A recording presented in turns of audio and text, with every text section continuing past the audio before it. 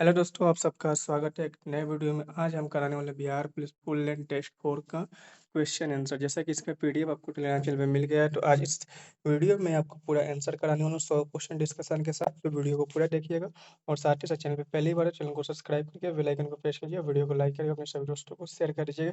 और इस टेस्ट में जो बिहार पुलिस का फुल लेंथ टेस्ट है, जो ज्ञान बिंदु ये सेक्रेटरी पटना और आंसर द्वारा जारी किया गया, इस टेस्ट में आपका कितना स्कोर आया वो भी कमेंट करके बताइए। चलिए दोस्तों, वीडियो को शुरू करते हैं।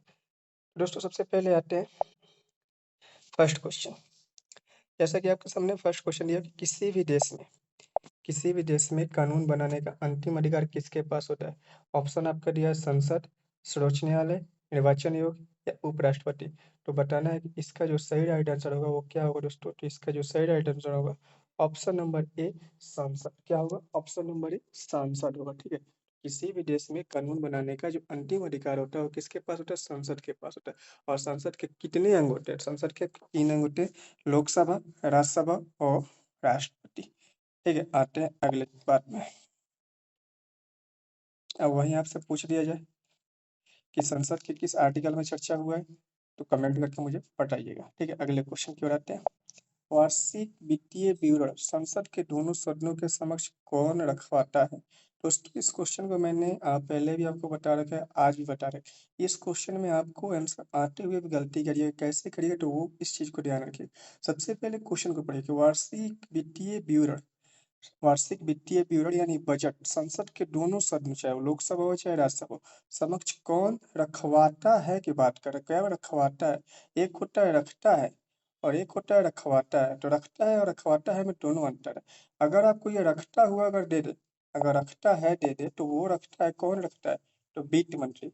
लेकिन रखवाता कौन है? तो वो राष्ट्रपति रखवाता है। तो ऑप्शन इसमें डी राइट आंसर। लेकिन अगर रखवाता की जगह अगर रखता है दे दे, तो वो क्या होगा? वित्त मंत्री होगा। इस चीज को ध्यान रखें। लेकिन सही राइट आंसर होगा आपका ऑप्शन नंबर डी होगा। ठीक है, अब अगले क्वेश्चन। सर्वोच्च न्यायालय और उच्च न्यायालय के न्यायाधीशों के पद से कौन हटा सकता है? सर्वोच्च न्यायालय और उच्च न्यायालय यानी सुप्रीम कोर्ट और हाई कोर्ट के जो न्यायाधीश होते हैं उसको कौन हटा सकता है? क्या संसद हटा सकता है, या राष्ट्रपति हटा सकता है, या प्रधानमंत्री हटा सकता है, या राष्ट्रपति, यदि दोनों सदनों के द्वारा यह प्रस्ताव पारित हो? तो दोस्तों, जब से दोनों सदन जो है लोकसभा और राज्यसभा से अगर प्रस्ताव पारित नहीं होगा तब तक से राष्ट्रपति किसी को नहीं हटा सकता है। तो इसलिए option number D is right answer होगा। ठीक है, अगले क्वेश्चन की ओर बढ़ते हैं। संविधान के किस अनुच्छेद के अंतर्गत बिहार उच्च न्यायालय को बंदी प्रत्यक्षीकरण की रिट जारी करने की शक्ति प्राप्त है? अब देखिए, संविधान के किस अनुच्छेद के अंतर्गत बिहार के उच्च न्यायालय, किसकी बात करें? उच्च न्यायालय की बात करें, मतलब हाई कोर्ट की बात करें। तो हाई कोर्ट रिट कौन जारी, हाई कोर्ट जो है रिट किस अनुच्छेद के द्वारा जारी कर सकता है? तो वो आर्टिकल 226 के तहत जारी करेगा। किसके? तो आर्टिकल 226 के। और वही सुप्रीम कोर्ट की बात करें तो आर्टिकल 25 के तहत जारी करेगा। ठीक है, आते हैं अगले क्वेश्चन की ओर। Question number 5। भारत में शक्तियों के विभाजन के संबंध में विवाद की स्थिति में निर्णय लेने के अंतिम अधिकार किसके पास होता है? भारत में जो शक्ति होता है, शक्तियों के विभाजन के संबंध में जो विवाद होता है उसकी स्थिति में निर्णय लेने का अंतिम अधिकार किसके पास होता है? क्या संसद के पास होता है, या उच्च न्यायालय के पास होता है, या सर्वोच्च न्यायालय के पास होता है, या उच्च न्यायालय और सर्वोच्च न्यायालय दोनों के पास होता है? तो इसका जो सही राइट आंसर होगा ऑप्शन नंबर डी होगा। उच्च न्यायालय और सर्वोच्च न्यायालय दोनों के पास होता है। कि भारत में शक्तियों के विभाजन के संबंध में विवादों की स्थिति में निर्णय लेने का जो अंतिम अधिकार होता है वो उच्च न्यायालय और सर्वोच्च न्यायालय दोनों को होता है। ठीक है, आते हैं अगले क्वेश्चन पे।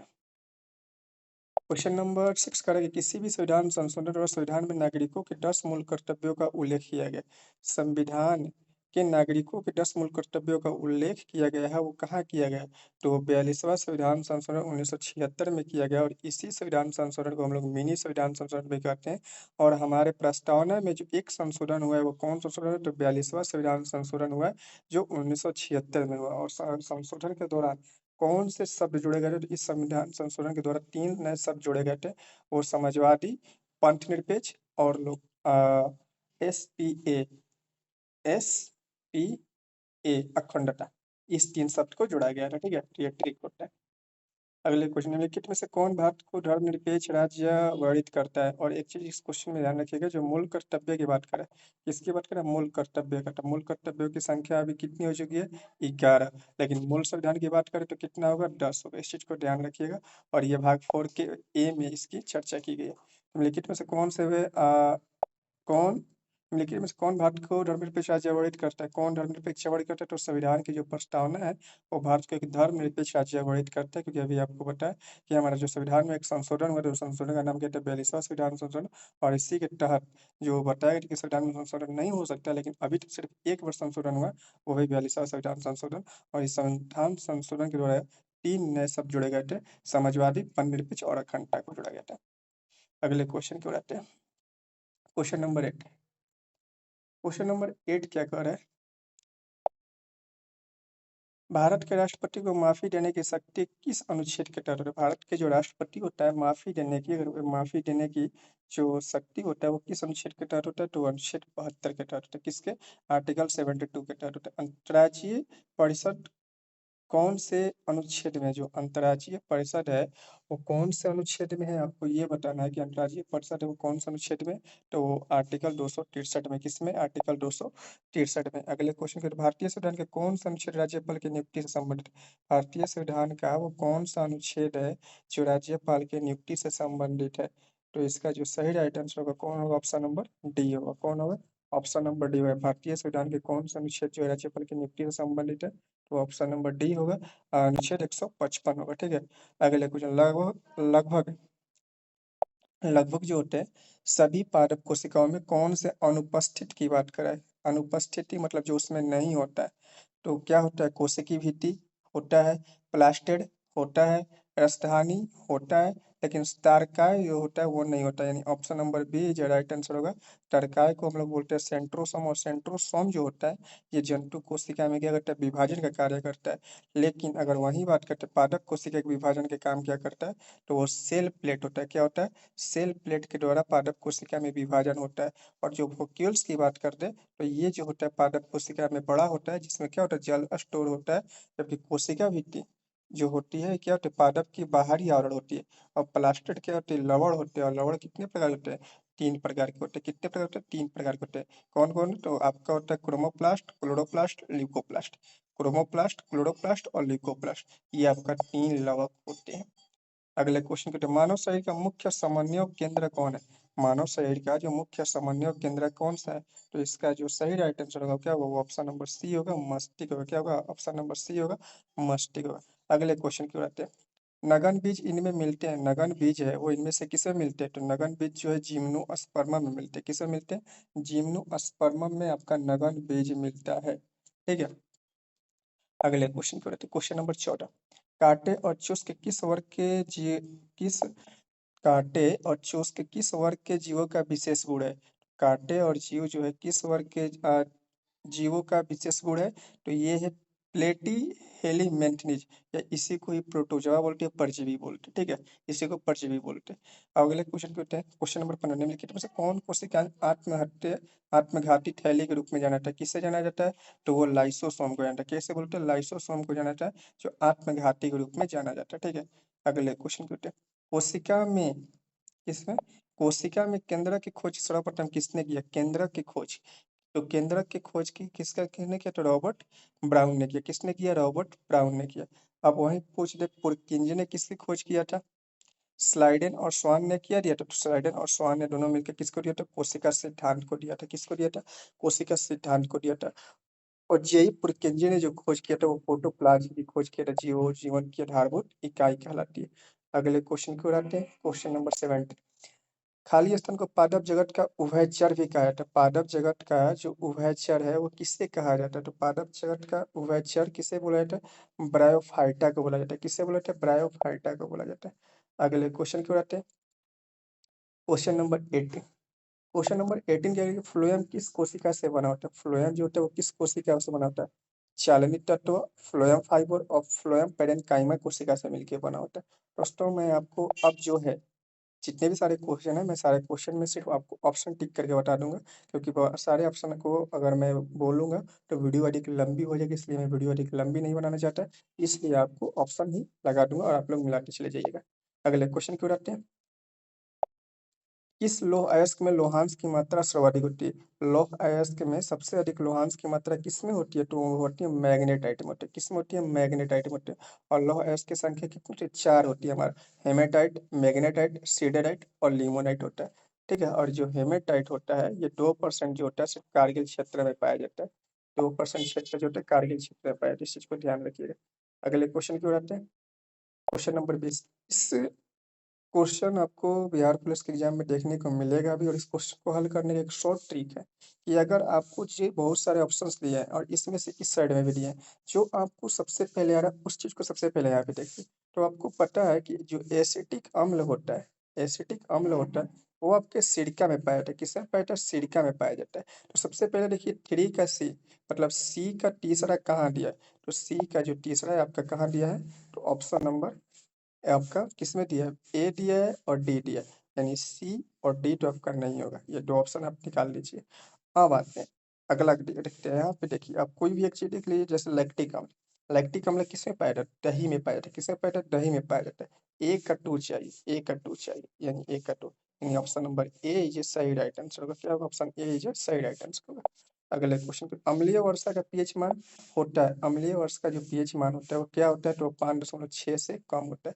सबसे अधिक तन्य धातु कौन सी? तन्य धातु वो सोना होता है। क्या होता है? सोना होता है। अगले क्वेश्चन की ओर आते हैं। अब देखिए इस क्वेश्चन को भी कैसे आपको हल करना है।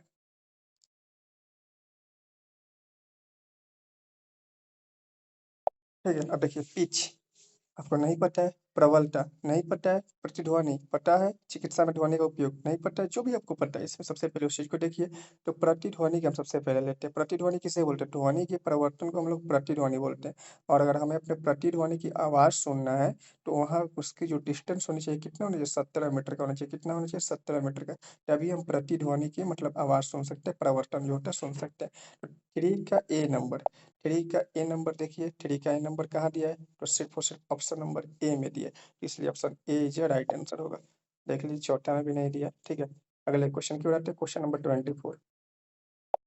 क्वेश्चन नंबर 24 का, कि डाब का एसआई मात्रक क्या होता है? डाब का एसआई मात्रक पास्कल होता है। क्या होता है? डाब का एसआई मात्रक क्या होता है? पास्कल होता है। मधुमक्खी के डंक में कौन सा एसिड पाया जाता है? मधुमक्खी के डंक में पाया जाता है फार्मिक अम्ल पाया जाता है। मधुमक्खी के डंक में कौन सा अम्ल पाया जाता है? फार्मिक अम्ल पाया जाता है। ठीक है। और लैक्टिक अम्ल किस में पाया जाता है? लैक्टिक एसिड दही में पाया जाता है। ठीक है। एसिटिक अम्ल किसमें पाया जाता है और सिट्रिक एसिड किसमें पाया जाता है? आप कमेंट करके मुझे बताइएगा। अगले, बिहार विधानसभा में अनुसूचित जनजाति के लिए कितनी सीटें आरक्षित है? बिहार विधानसभा में जो है, बिहार विधानसभा में अनुसूचित जनजाति के लिए कितने सीटें आरक्षित है? तो इसका जो सही राइट आंसर होगा क्या? ऑप्शन नंबर ए, 2 सीटें आरक्षित है। अगले क्वेश्चन को, आदिवासी नेता सिंधु और कान्हू किस क्षेत्र से संबंधित है? तो आदिवासी नेतू सिंधु और कान्हू जो है वो संथाल परगना क्षेत्र से संबंधित है। ठीक है। अगले क्वेश्चन की ओर आते हैं। Question number 28। बिहार में 1857 की क्रांति का केंद्र कहाँ हुआ था? तो वो जगदीशपुर से। तो कौन किया था? तो वीर कुंवर सिंह नारायण, वीर कुंवर से किया था। ठीक है। अगले क्वेश्चन की ओर, विक्रमशिला गंगा डॉल्फिन अभ्यारण्य बिहार के किस जिले में स्थित है? तो विक्रमशिला गंगा डॉल्फिन अभ्यारण्य बिहार के भागलपुर जिले में स्थित है। किसमें? भागलपुर जिले में स्थित है। अगले क्वेश्चन की ओर आते हैं। वर्ष 2011 की जनगणना के अनुसार बिहार में साक्षरता दर कितनी है? तो 61.80 है। कितना? 61.80 है। और साक्षरता दर का आधार कितना होता है? 60 वर्ष होता है। और वहीं भारत में पूछे तो 74.08 होता है। ठीक है। अगर वही बात करें तो सबसे अधिक साक्षर कौन है 2011 की जनगणना के अनुसार? तो वो है केरल। लेकिन अगर अभी की बात करें सबसे साक्षर कौन है, तो मणिपुर, मिजोरम है, जो कितना है? 98% है।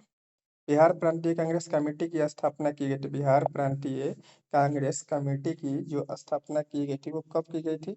तो वो आपका 1908 में की गई थी। कब की गई थी? 1908 में की गई थी। अगले क्वेश्चन की ओर आते हैं। बिहार के निम्नलिखित जिले में कौन सा बिहार के नक्शे पे सर्वाधिक पूर्व है? मतलब पूर्व जिला में कौन सा है? तो वो है किशनगंज है। कौन है? किशनगंज है। अगले क्वेश्चन की ओर आते हैं। घाघरा नदी बिहार के किस जिले में आकर गंगा नदी में मिलती है? घाघरा नदी जो है बिहार के किस जिले से आकर गंगा में मिलती है? तो वो सारण से मिलती है। नाटो का मुख्यालय कहाँ है? तो नाटो का मुख्यालय कहाँ है? ब्रुसलेस में। कहाँ है? ब्रुसलेस में। अगले क्वेश्चन की बात है। क्वेश्चन नंबर 35 कह रहे हैं कि विश्व स्वास्थ्य दिवस मनाया जाता है। कब मनाया जाता है? 7 अप्रैल को मनाया जाता है। कब मनाया जाता है? विश्व स्वास्थ्य दिवस जो है कब मनाया जाता है? तो 7 अप्रैल को मनाया जाता है। विश्व स्वास्थ्य दिवस कब मनाया जाता है? 7 अप्रैल को मनाया जाता है। पुलिटजर पुलित्जर पुरस्कार किस क्षेत्र में दिया जाता है? तो ये आपको पत्रकारिता के क्षेत्र में दिया, किसमें? पत्रकारिता के क्षेत्र में दिया जाता है। अगले क्वेश्चन की ओर आते हैं। कह रहा है कि थियोसोफिकल सोसाइटी की स्थापना किसने की थी? थियोसोफिकल सोसाइटी की जो स्थापना थी किसने की थी? तो मैडम वाला वालास्की और कर्नल एमएस ऑलकॉट द्वारा की गई थी। आते हैं अगले क्वेश्चन की ओर। Question number 38।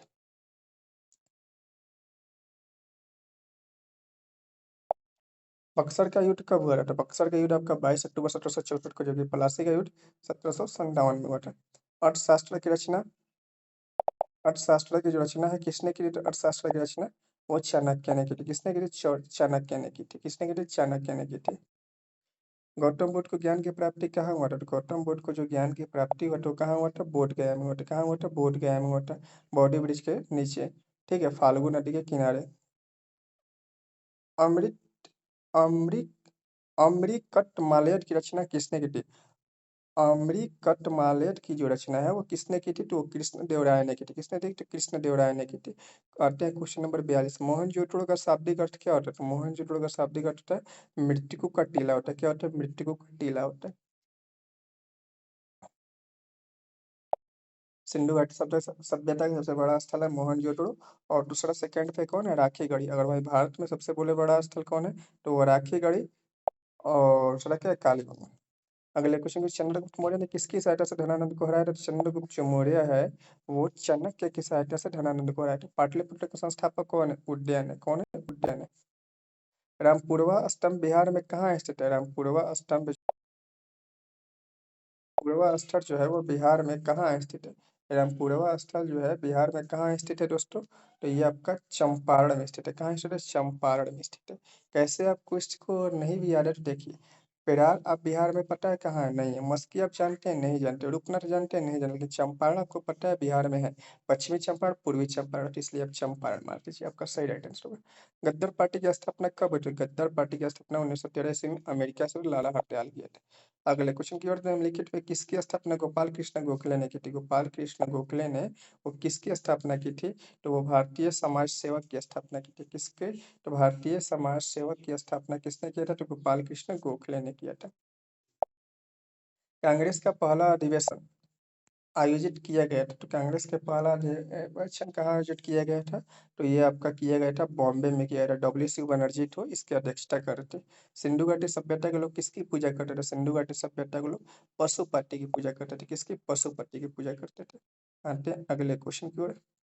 सविनय अवज्ञा आंदोलन, सविनय अवज्ञा आंदोलन के बारे में निम्नलिखित में से कौन सा कथन सही है? तो ये बताना कौन सा कथन सही है। सविनय अवज्ञा आंदोलन के दौरान जो है गांधी इरविन समझौता के तहत कांग्रेस अवज्ञा आंदोलन को छोड़ने को तैयार हुई थी। ये आपका ऑप्शन इज राइट आंसर है। अगले क्वेश्चन के, तो भू भू प्रपटी में सर्वाधिक रूप से विस्तृत रूप से पाए जाने वाला तत्व कौन सा है? तो वो है ऑक्सीजन। इस आकार का महासागरीय कटक है कौन है? तो मध्य अटलांटिक कटक है। अगले क्वेश्चन की ओर आते हैं।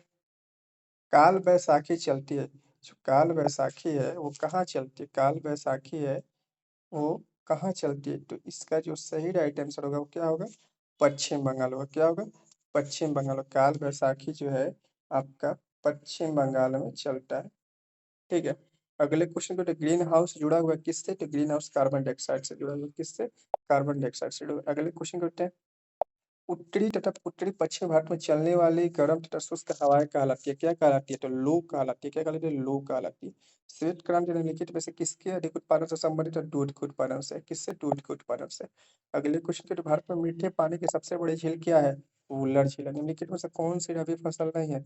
ज्वार नहीं है। जैसे कि रबी फसल है, आपको कितना वर्ड दिया है? रबी में 2 वर्ड है। कितना है वर्ड? 2 वर्ड है। 2 वर्ड क्या होता है? गेहूं में होता है। किस में होता है? गेहूं में। तो गेहूं के समय में कौन कौन सी फसल बोई जाती है? चना भी बोई जाती है, सरसों पे, लेकिन ज्वार नहीं बोया था, इसलिए ज्वार क्या है आपका? रबी फसल नहीं है। अगले क्वेश्चन की ओर आते हैं। शून्य डिग्री अक्षांश किस नाम से जानते हैं? शून्य डिग्री अक्षांश जो है विषुवत रेखा के नाम से जाना जाता है। किससे? विषुवत रेखा के नाम से जाना जाता है। अगले क्वेश्चन की ओर आते हैं।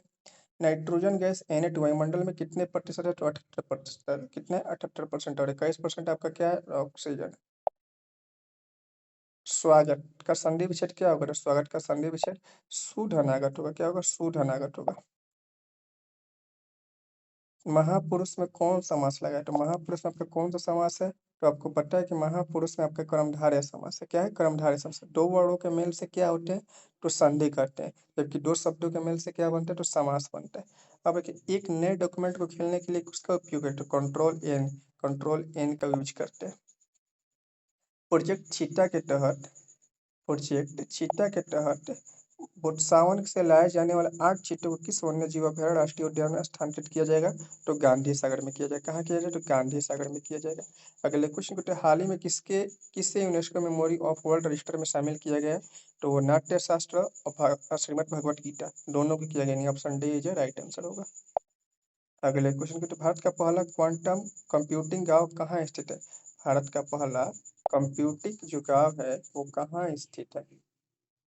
तो जो इसका जो सही राइट आंसर होगा क्या होगा? वो अमरावती होगा। क्या होगा? अमरावती होगा। अगले क्वेश्चन की ओर आते हैं।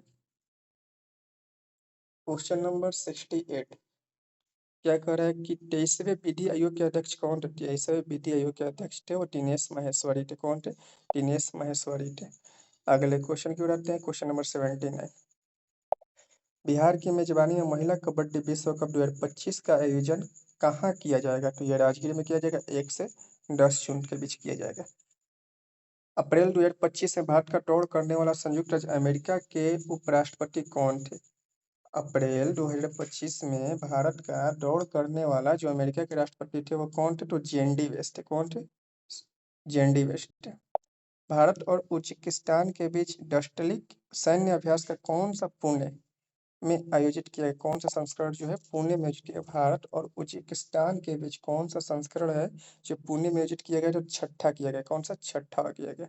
अगले क्वेश्चन की ओर आते हैं। 72 नंबर क्वेश्चन, 21 अप्रैल 2025 को बहुराष्ट्रीय हवाई युद्ध अभ्यास डेजर्ट फ्लैग डस्ट कहाँ आयोजित किया गया? डेजर्ट फ्लैग डस्ट जो है वो कहाँ आयोजित किया गया है? तो आपका ऑल घाघरा एयरपोर्ट यूएई में किया गया। सचिव खन्ना के स्थान पर भारत के नए मुख्य अध्यक्ष कौन बने हैं? ये बताना है। तो 73 का जो सही राइट आंसर होगा कौन से बने हैं?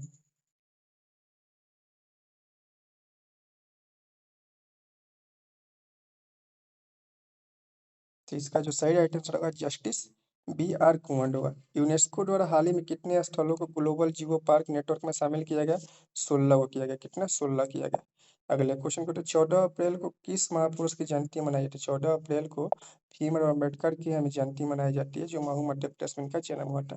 हाल ही में चर्चा में रहे बाबा बौखनाग सुरंग कहाँ स्थित है? हाल ही में चर्चा में रहे बाबा बौखनाग सुरंग जो है वो कहाँ स्थित है? तो उत्तराखंड में स्थित है। कहाँ स्थित है? उत्तराखंड में स्थित है। ठीक है। अगले क्वेश्चन की ओर आते हैं। क्वेश्चन नंबर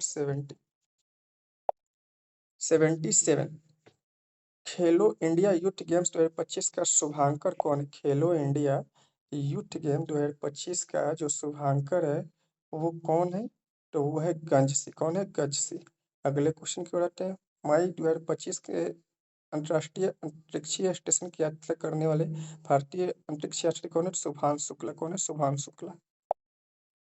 देश का पहला पूर्ण डिजिटल साक्षर राज्य कौन बना? देश में पहला जो पूर्ण डिजिटल साक्षर राज्य है वो कौन से बना है? तो केरल बना है। हाल ही में रक्षा साहित्य महोत्सव कलम और कवच 2.0 का आयोजन कहाँ किया गया है? कलम और कवच 2.0 का आयोजन कहाँ किया गया है? तो वो नई दिल्ली में किया गया। इस चीज को याद रखिएगा, ये काफी ज्यादा इंपॉर्टेंट क्वेश्चन है। 18 अप्रैल 2025 को लॉन्च की गई पुस्तक संस्कृति और पंचम अध्याय किसके बारे में है? तो ये पीएम मोदी के भाषणों का संकलन है। इस चीज को भी आप ध्यान रखिएगा, काफी ज्यादा इंपॉर्टेंट क्वेश्चन है।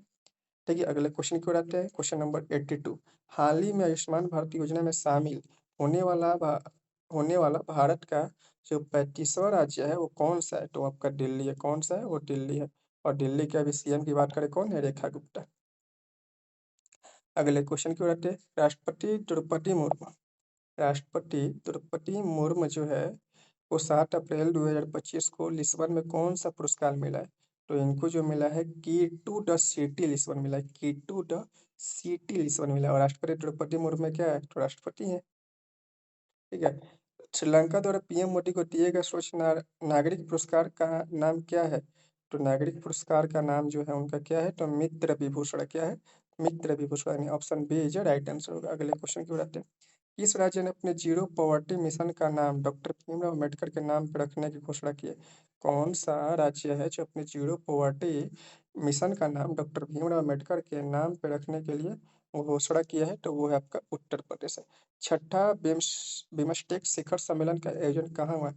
छठा जो है उसका शिखर सम्मेलन का जो आयोजन है वो कहाँ हुआ है? थाईलैंड में हुआ। कहाँ हुआ है? थाईलैंड में हुआ है। अगले क्वेश्चन को 87 नंबर। नीति आयोग द्वारा जारी राजकोषीय स्वास्थ्य सूचकांक में कौन शीर्ष पर है?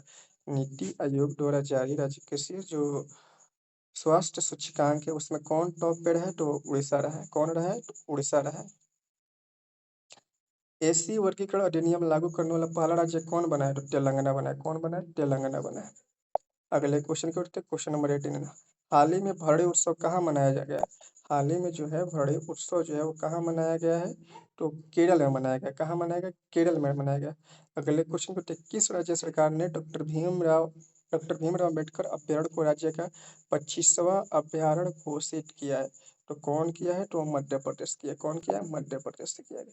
अगले क्वेश्चन की ओर जो आते हैं वो आपका 91 से लेकर 100 यानी 91 से लेकर 100 तक सारे के सारे 10 क्वेश्चन जो है वो मैथ के हैं। 10 क्वेश्चन मैथ का मैं आपको बना नहीं सकता यहाँ पे, लेकिन मैं आंसर आपको जोड़ बता दूंगा, तो इसलिए आप आंसर जोड़ मिला लीजिएगा। तो आपका जो है 91 का जो राइट आंसर होगा वो क्या होगा? 45 मिनट होगा। अगले क्वेश्चन की बढ़ते हैं, 92 नंबर क्वेश्चन। 92 नंबर क्वेश्चन क्या कर रहा है? दो संख्याओं का अनुपात है, तो इसका जो सही राइट आंसर होगा क्या होगा? 25 होगा। क्या होगा? 25 होगा। अगले क्वेश्चन की बात है 93 नंबर क्वेश्चन।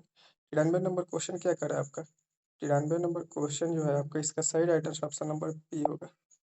94 नंबर के क्वेश्चन की बात करते हैं। 94 नंबर क्वेश्चन है, इसका जो सही राइट आंसर होगा वो आपका ऑप्शन नंबर सी होगा। 94 नंबर क्वेश्चन का सही राइट आंसर होगा ऑप्शन नंबर सी। 95 का क्या होगा? तो 95 का ऑप्शन नंबर ए होगा। ठीक है, 96 नंबर क्वेश्चन की बात करते हैं, तो क्वेश्चन नंबर 96 का सही राइट आंसर होगा ऑप्शन नंबर बी होगा। 97 नंबर क्वेश्चन की बात करते हैं, 97 नंबर क्वेश्चन का जो सही राइट आंसर होगा वो होगा ऑप्शन नंबर सी होगा। 98 नंबर क्वेश्चन की बात करते हैं, 98 नंबर क्वेश्चन का सही राइट आंसर होगा ऑप्शन नंबर ए होगा। 99 नंबर क्वेश्चन की बात करते हैं, 99 नंबर क्वेश्चन की जो सही राइट आंसर होगा ऑप्शन नंबर डी होगा। और 100 नंबर क्वेश्चन की आप क्या आंसर होगा ये जरूर बताइएगा, और साथ ही साथ आपका टोटल कितना सही राइट आंसर होगा ये मुझे बताइएगा। और ये सेट आपको कैसा लगा इस चीज़ को ध्यान भी मुझे जरूर कमेंट करके बताइएगा। चैनल में पहली बार चैनल को सब्सक्राइब कर लीजिएगा। ठीक है दोस्तों, इस पीडीएफ में आपको सेट नंबर 3 भी है, जो लोग नहीं लगाए तो लगा लीजिएगा, इसका वीडियो मैंने डाल दिया है। और सेट नंबर 5 जो आपके सामने दिख रहा है ये सेट नंबर 5 भी है, इसको भी आप लोग लगा लीजिए, इसका भी सोल्यूशन आपको अगले दिन मिल जाएगा। तो मिलते हैं दोस्तों नेक्स्ट वीडियो में, तब तक के लिए जय हिंद, जय भारत।